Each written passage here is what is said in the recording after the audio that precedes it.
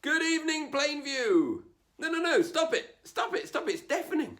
I can't hear myself think. Seriously, it's wonderful to be here tonight in my home in London, England, but also in your homes over there in Plainview, Long Island. And I'm in very high spirits today, I really am. Firstly, I get to perform for you, but I actually have to come over to Long Island. Nothing against Long Island, but why spend all that time on the train going from my apartment on the Upper East Side to Long Island if you don't have to. Don't have to fly over to New York either. Think of the carbon footprint that I'm saving. Secondly, I can be a bit more relaxed tonight. I'm not wearing any pants. And I'm not going to tilt the camera, so you're never going to know whether I'm telling the truth or not. But mostly, I've got to be honest, I love performing without an audience. I know a lot of comedians hate this, but I love it. Because without wanting to offend any of you over there in Long Island, but there is nothing harder than performing for a room full of Jews. I was going to say possibly hosting the Oscars, but that is still basically performing for a room full of Jews. And I think it's because Jews all think that they can do anything better themselves. They don't laugh. They just sit there thinking, I could have done this. What's so difficult about talking into a microphone for 90 minutes? All you need is some jokes and then remember them. I'm not sure if Albert Einstein was much of a synagogue goer, but if he had been, I can guarantee you someone would have gone up to him and said, I could have done that. What's so difficult about coming up with a theory of relativity? And being Jews, I can always be sure at least one or two will come up to me after a show and say, yeah, there were 20 rows in the theatre, 25 seats in each row, so we reckon you've made around $5.5 grand tonight. Were we right? Non-Jews don't do this. A non-Jew doesn't go to see Hamilton and sit there counting the seats, thinking, you know what? Lin-Manuel Miranda's made around 100 grand tonight. I could have done this. What's so difficult about thinking of words that rhyme with burr? Now, let me just acknowledge at this point that I do have a slight issue with the term non-Jews. Because I think it says a lot about the Jewish people that there's only around 5.5 million of us in the United States. We form less than 2% of the population, and yet we call everyone else non-Jews. I think that tells you everything you need to know about the Jewish psychology. No one else does this. 5.5 million is roughly the number of people in the United States with Alzheimer's. But they don't go around calling everyone else non-Alzheimer's. Probably because they don't remember they've got it. Computer programmers don't call everyone else non-binary, because that means something completely different nowadays. But whatever the term, just in case there are any non-Jewish people watching this tonight, you'll be pleased to hear that I'm using a program from Microsoft which will hopefully translate any terms that non-Jewish people don't understand. So let's see what happens if I say the word mitzvah, or if I say the word shluff, or if I say the word schmuck. But as I say, Jews are a tough audience. And worst of all, we're not drinkers. We just want food. So whereas a non-Jewish audience might be lubricated after having a few beers, my audience is either grumpy because they've not had enough to eat, or have just had a big meal and are now nodding off.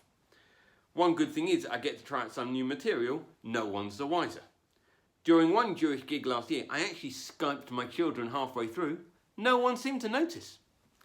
But Jews are difficult all over the world. And actually in Israel, they're even worse. I'd had years of people messaging me on social media asking when I'd be performing in Israel. And when I finally announced an Israel tour, the same people were messaging me asking me when I'd come to their town. I said, I'm performing in Beit Shemesh. That's half an hour's drive from Modi'in. That's how long it takes to drive from Midtown to the Upper West Side. But I know they were just being difficult. If I had announced a show in Modi'in, they'd have been messaging me going, but when are you coming to my street? I'm performing in your living room. All right, but when are you coming up to my bedroom? I can't be bothered to walk downstairs. Now, just how difficult the audience is going to be might depend on how orthodox they are. Because there is no question at all, very religious men don't laugh. No enjoying yourself at all, Save it all up for the world to come. Last year I was performing a show in London, and my friend came along and he was sat in the audience next to one of these men with the long beards and the big hats, and he said he didn't laugh once the entire show. But after every single one of my jokes, he leant over to his wife and said, "Ah, that was a good line. I like that line. Ah, that was a very good line." So at least he enjoyed it. Either that or he was doing a lot of cocaine. Comedy just doesn't exist in this world. Go to any very orthodox synagogue at Purim and you will see that the bar for comedy in the orthodox world really isn't set very high. You know, when the height of comedy is somebody reading the morning prayers in a Hungarian accent, or the synagogue sending out the week's announcements upside down, you realise this is a world that has never seen Monty Python. I actually once performed a show for a room of just these men. It's a true story. A couple of years ago, a rabbi from my neighbourhood, let's call him Rabbi Cohen, right? Not his real name. His real name's Rabbi Lazarus. And he asked me to perform for a large meeting of rabbis. I think the collective noun is an argument of rabbis. And not only was it a room of these men who don't want to laugh, none of them wanted to be seen laughing in front of their boss. I don't mean God, I mean the head rabbi with the longest beard and the biggest hat. And I could see them the whole of my set trying desperately hard to not even smile. And I could see them straining. Think Jewish thoughts, think Jewish thoughts. How much is he getting for doing this? 30 rabbis, got to be at least $1,000. I could have done this. What's so difficult about talking into a microphone for half an hour? Then, just when I thought I was going to get them to crack, the head rabbi heckled me. In Yiddish. No coming back from that. Comedians often have heckle put-downs. Go to a comedy club and you're bound to hear a comedian go, "Oh, that's what happens when cousins marry." But this rabbi was a Hasidic Jew. His parents probably were cousins. Rabbis are actually a very tough audience. Last year I was performing for a large outreach organisation in New Jersey. And when I turned up, the head rabbi was in a total panic. He said to me, "Please, whatever you do, don't use the word from." That's what he said, don't use the word from. Now, comedians are often asked, please don't use the F word. It just isn't normally that one. It should go without saying, he definitely didn't want me to use the C word, Haredi. The only place where the rabbis are a little bit more laid back is Australia, because they're all very bawdy. You know, the men wear black hats, but they all look like this. Honestly, Australian Jews are all like Crocodile Dundee.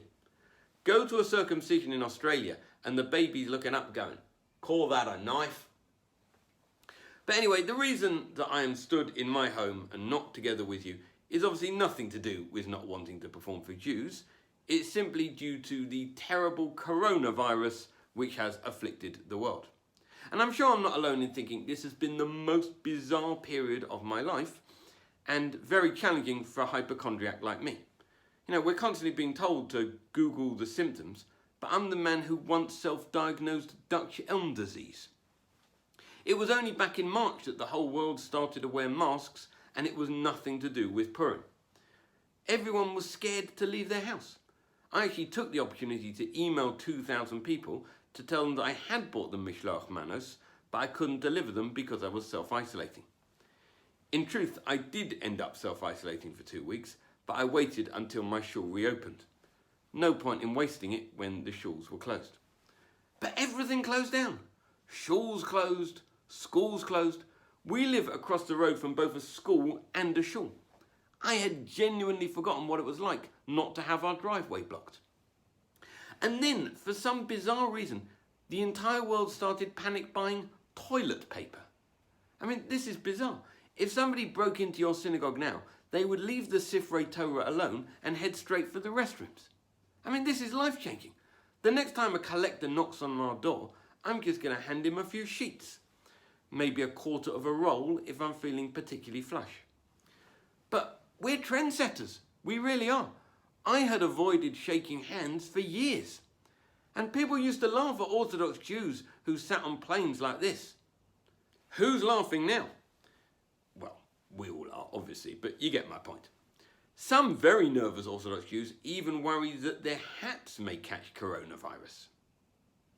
Although at least everyone wearing a mask has had one very unexpected result.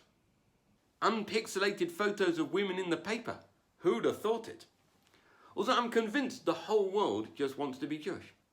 Everyone started wearing masks just before Purim. They started panic buying just before Pesach.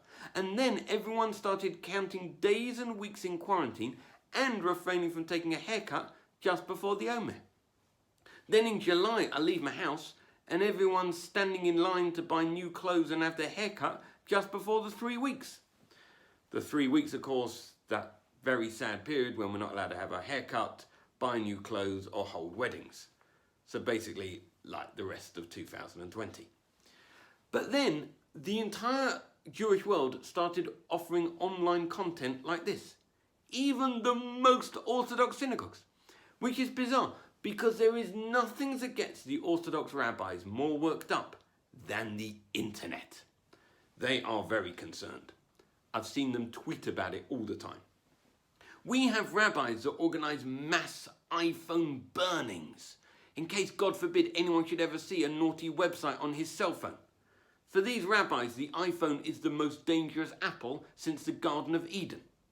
So there are many men in my community that still use phones like this, although I'm convinced they only use them because they're addicted to playing Snake, which I will admit was a very good game, but sadly still reminds the rabbis of the Garden of Eden.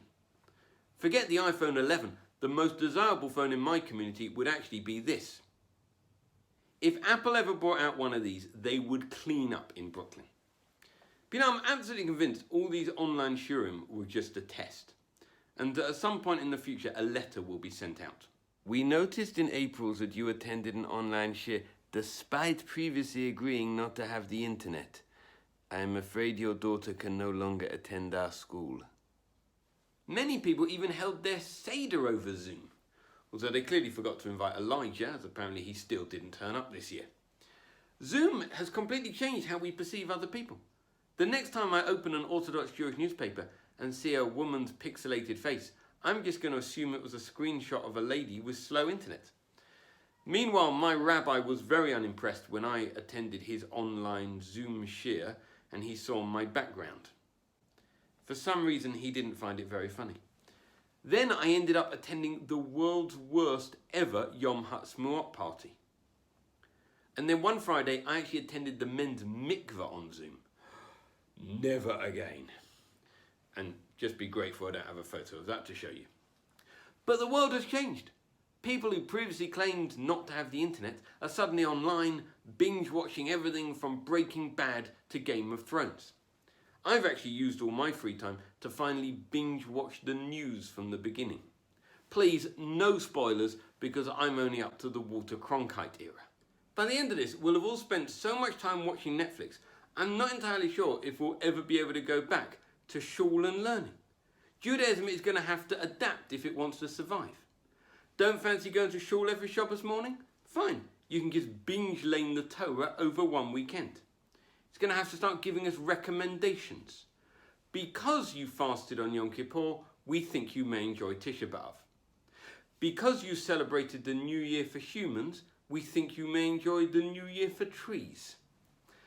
Only Judaism could have a New Year for trees. Or is that to imagine that the trees spend the day in synagogue praying for a good New Year? Who by deforestation, who by fungal decay? Who by lumberjacks, who by woodpeckers? Who will be turned into paper and who will end up in a non-Jew's house covered in decorations? But my favourite feature of Netflix is actually the My List feature. If you don't know what this is, it's basically a way of marking what you intend to watch in the future. And I love this because I know I'm never going to get around to watching this stuff, but at least by putting it on my list, I'm showing willing. And now I really want something like this in Judaism. You know, I know very well that I'm not going to ever get round to learning all of Tanakh, Mishnah and Talmud, but at least if I could put them on my list, then I wouldn't feel so guilty about it.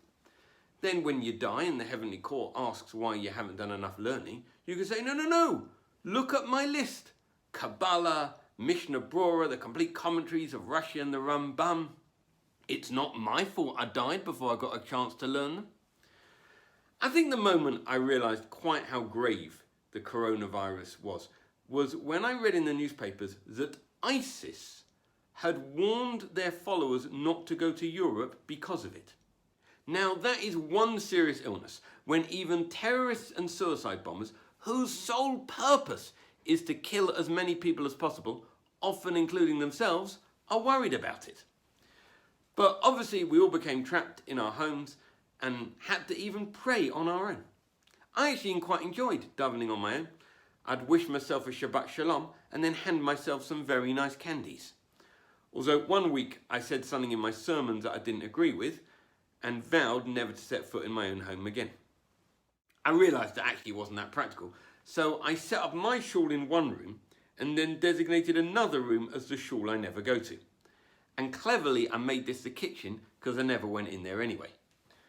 Although some weeks I didn't end up davening at all because I'd stupidly put myself on security duty.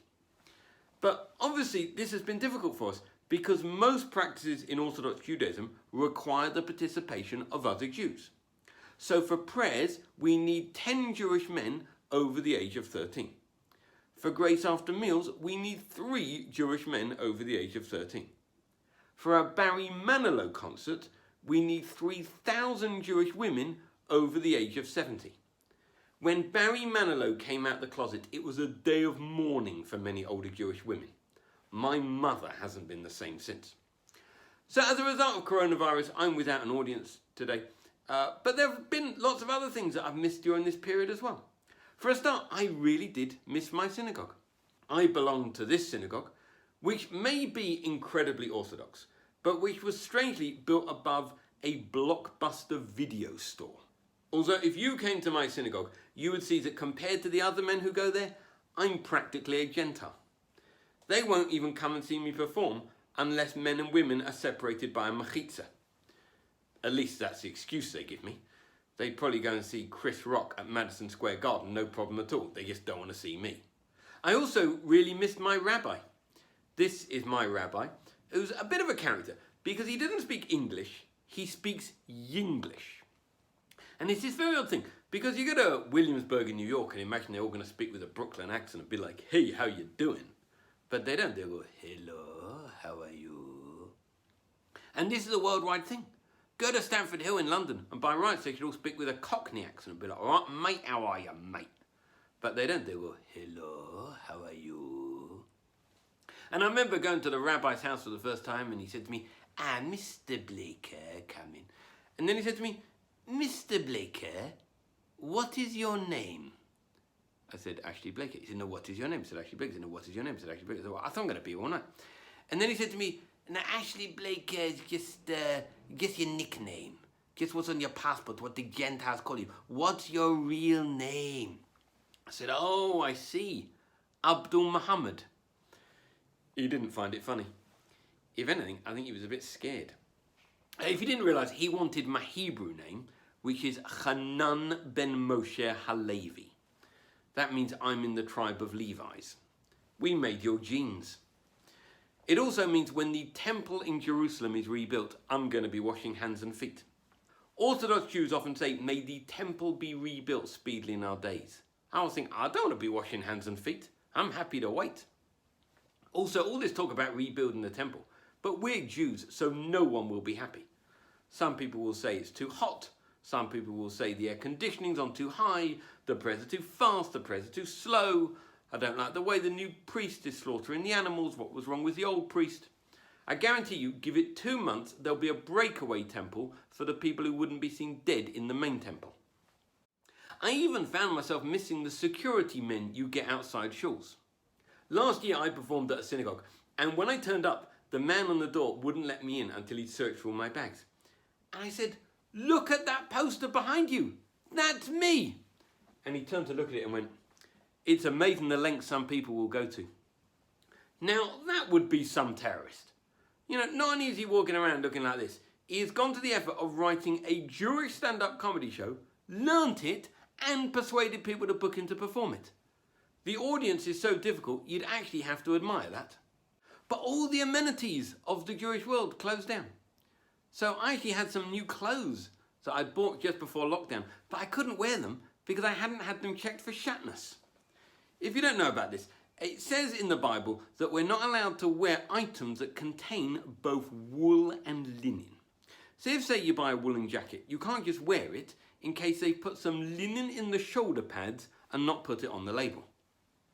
It does seem incredible that anyone could believe that there's a Jewish conspiracy which controls the world's banks when we still can't control what goes into our shoulder pads. So what you need to do is you have to take your jacket to a laboratory for a rabbi to inspect it under a microscope. It's like CSI Flatbush. And then a week later, he either declares your jacket kosher, or if you're really unlucky, tells you he's found some linen and now wants $50 to remove it. So not every Jew is unhappy about the linen in the shoulder pads. And then, to stop other people making the same mistake, they put up posters like this, which are the clothes equivalent of wanted posters. Have you seen these short sleeve sweaters? They've been spotted in the New York area claiming to be 100% wool. Do not approach them. They are highly dangerous and may be armed with linen. But I think I speak for most parents when I say that the hardest part about the last few months was having all our children at home. In fact, I think it's safe to say that it's at a time of an enforced lockdown that having 6 children suddenly seemed like it was a bad idea. And in case you're thinking, wow, that's a lot of kids, you've got to remember this is the Orthodox world where it's not uncommon to have children in double digits. A couple of years ago, my wife was at a wedding and somebody asked how many children she had. And when she replied 6, this woman went, did you have fertility issues? In this world, we are real underachievers. But quarantine with 6 children wasn't easy. Whereas your lockdown probably looked like this, or maybe even this, mine looked more like this. What did he tell me? I wasn't even able to work without being interrupted with, Tell Sully it's my turn on the switch. Tell Simi it's my turn on the switch. Can I have a drink? Wow, what's that? Can you transfer me £10? Simeon's really broken the switch. and social distancing was very difficult because with 8 of us in the house, we practically had a public gathering. And when we went out for one of our daily walks, I would get angry reactions from people who thought I was running some kind of rogue school trip. The worst was when I went to the supermarket, because people would get very suspicious when they would see how full my shopping trolley was. A woman shouted at me, "Is all that food really necessary?" I said, "Yes, I have 6 children." She went, "6?" I said, "Yeah, I know, but we started late." By the way, if you ever meet another Orthodox Jew, whatever you do, don't ask how many children they have, because many are superstitious and don't like saying in case it attracts the evil eye. I once made the mistake of asking, and this guy went,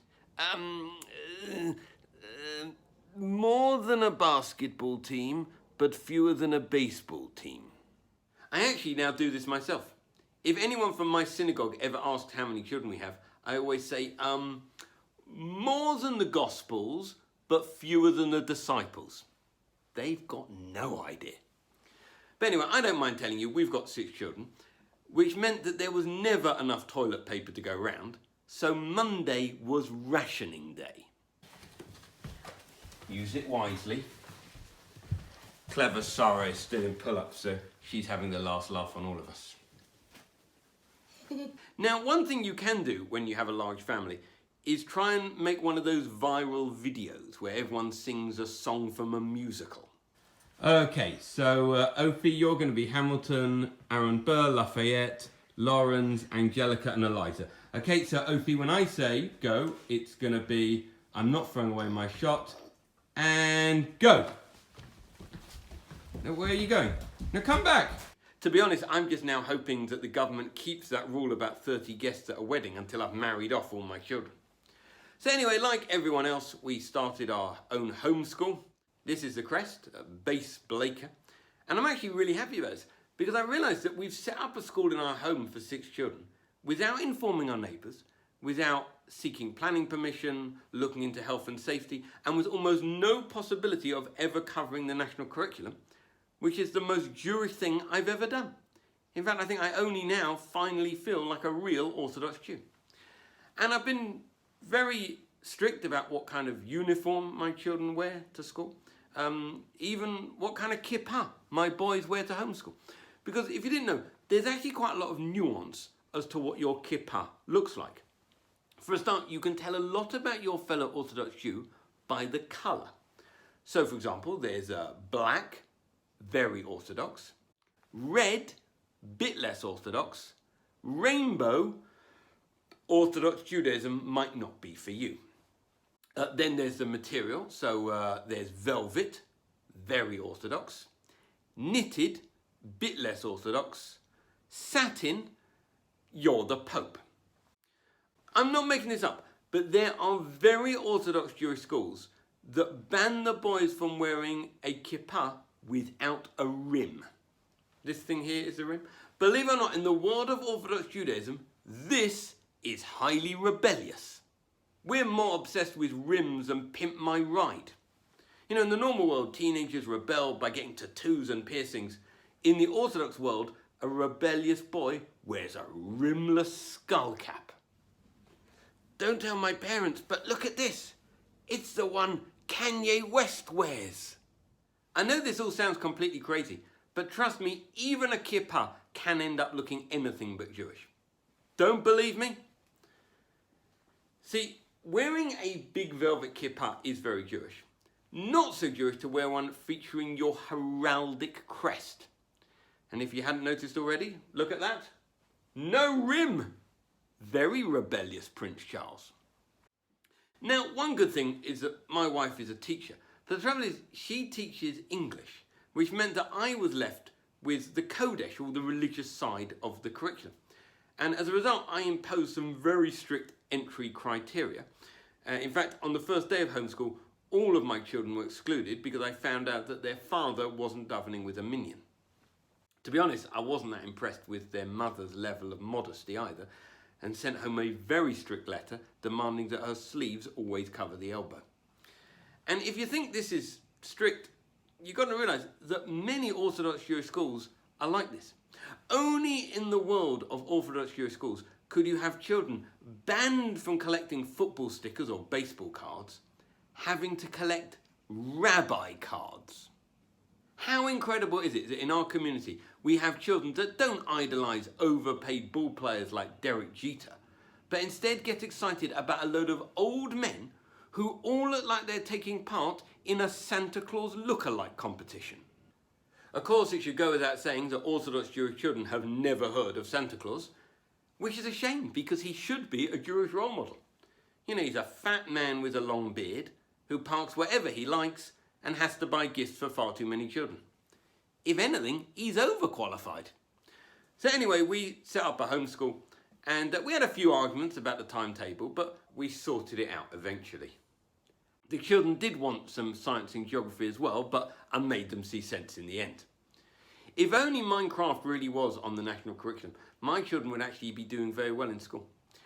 Totally true. Last year, I overheard our 10-year-old son, Srilly, explaining Jewish holidays to our non-Jewish au pair. He said there's one holiday which is 8 days, but you can still play Minecraft on all of them. Then there's another holiday which has 2 days at the start and 2 days at the end when you can't play Minecraft, but you can play Minecraft in the middle. And there's another which is the same, but you also can't eat bread. But anyway, I thought I'd better teach our children something. So I started teaching them all the brachot, you know, the blessings for food. Because, as I'm sure you know, Christians don't have this problem. Before a meal, all they have to say is something like, bless us for this food we're about to eat. But we have to remember a different blessing for every single type of food. Fruit and fibre, fruit cake, fruit cocktail, fruit juice, fruit leather, fruit loops, fruit punch, fruit roll, fruit soup, fruity pebbles. I've no idea what fruity pebbles are, let alone what blessing I need to say before eating them. If an Orthodox Jew ever went on MasterChef, he'd have no chance. You get 3 hours cooking time, but most of it is spent working out what blessing to say. And I'm sure the rabbis are just making it up, trying to make our lives difficult. So for banana split, there is one blessing if you really want the ice cream, and then another blessing if you really want the banana. No one has ever eaten a banana split for the banana. If you did, you'd just eat a banana. No wonder Jews only eat chicken soup and corned beef sandwiches. We don't like them.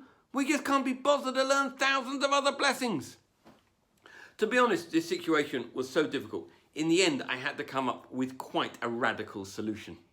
Okay, so listen, children. Because Daddy isn't earning a lot of money at the moment, we're going to have to furlough 4 of you until the end of this period. Now, do you know what furlough means? No. Okay, well, essentially, Mummy and Daddy can no longer afford to keep you, so the nice man from the government is going to pay 80% of your pocket money. You won't be allowed to do any chores, but since you weren't doing them anyway, that's no great loss. So we're going to allow 2 of you to stay on. Simi, what do you bring to the family? Of course, one of the most challenging parts of coronavirus was Pesach, which I found very difficult this year. 8 of us crammed in the house, unable to get out. To be honest, it was a blessed relief when Pesach was over and we're able to get back to normality. 8 of us crammed in the house, unable to get out. And of course, this year we weren't able to go on any of our Chol HaMoed trips, although I did recreate them by forcing everyone into a parked car on the driveway and making them all watch wildlife films on an iPad. Come on, look at the animals. Just put down your devices, you're missing the animals. And of course, this year, no one was able to go away for Pesach. As I'm sure you know, there are many very expensive Pesach programs in luxury hotels all over the world, where the sole purpose is to spend 8 days eating as much food as humanly possible. If you ever wondered why it's only Christians that observe the 7 deadly sins, go on a Pesach program and you'll understand why. I mean, gluttony, in Judaism, that's not a sin, that's a requirement. So every night they'll have a 4-course dinner, which will look a bit like this: chicken teriyaki, rib steak, red snapper. And then half an hour later, they open what they call the tea room, when the serious eating begins. And please, don't be fooled by the name tea room, because that makes it sound quite genteel. It makes me imagine the Queen and Prince Philip sipping cups of Earl Grey while watching episodes of Downton Abbey.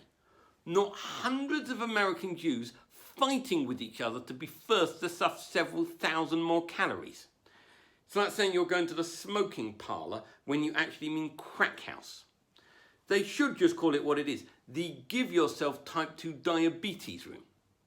I performed at several of these vacations, but they won't ever let me do more than half an hour because no one can wait that long between meals. I have been tempted to go longer, but I was worried they might start eating me. I don't think my life insurance covers death by hungry Jews. And I'm not deluded. I know no one really wants to see me perform. They're just killing time before there's more food. As long as the food is okay, people wouldn't mind if the entertainment was Mel Gibson, Louis Farrakhan and Roger Waters from Pink Floyd. I've seen people on these programs roaming around like zombies on The Walking Dead. All you can hear is this low chant: more food, more food. I've seen the hotel staff being hassled by guests for insider information. Do you know when the tea room's opening?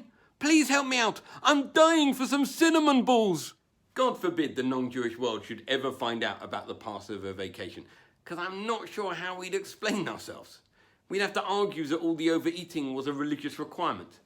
You know, because the children of Israel travelled for 40 years in the wilderness without food, we have to make up for it now by overeating to the edge of unconsciousness. You know, I don't think we get much sympathy. I don't think you're going to find Oprah Winfrey on TV campaigning for famished Jews at Passover.